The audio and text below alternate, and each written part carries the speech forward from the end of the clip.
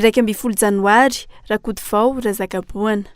Mpanao politika, ministry ny fitantanam-bola sy ny tetim-pivoarana tao amin'ny Repoblika faharoa nitondrany Amiraly Ratsiraka, efa solombavam-bahoaka ary mpikamana tao amin'ny filan-kevitra faratampony ny tolom-piavotana tamin'ny fotoan'androny i rakody vao razakaboana. Ny 20 Janoary 2017 no nahaterany teo amin'ny sehatra politika no tena nahalalany maro azy. Izy no isan'andro manam-pahaizana avy eto anivon-tany nanohana ny filoratsiraka tamin'ny fiakarany teo amin'ny fitondrana. Ny taona 1770 no voafito solombavam-bahoaka tao Antananarivo ny tenany. Notendrenao ministry ny vola sy ny tetim-pivoarana avy eo tao amin'ny gouvernement tanotarian'ny lieutenant colonel Désiré Rakotoaritsonina.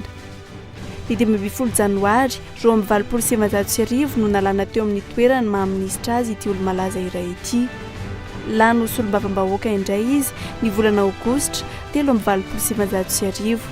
Tafiditra ho isan'ireo mpikamana tao amin'ny CSR na filan-kevitra faratampony ny tolom-piavotana hatramin'ny hafaran'ny fitondrana sosialista. I rakody vao razakaboana no azo lazaina ho tony fihetsika tao amin'ny antoko Arema. Lano solombavam-bahoaka indray izy ny volana Jona 2017 tamin'ny lisitra vatomizana izay antoko naorina niaraka tamin'ny iray rakody malala. Tsy ny sehatra politika ihany no nahalalana ity olo malaza ity, fa fantatra ihany koa izy teo anivon'ny fiangonana protestanta. Diakona tao amin'ny fiangonana FJK Mamparibe Famonjena ary isan'ny komity mpanohana ny faha-30 taona ny fandefonana Andrasalama Martiry.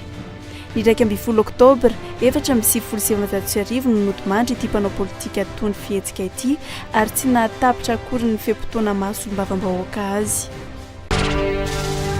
20 Janoary 2017 no raisin'ny filoha Philibert Tsirana ny antoko FNM Front National Malgache dinika mikasika ny fahaleovantena firenena no ny fanaovany tamin'izany.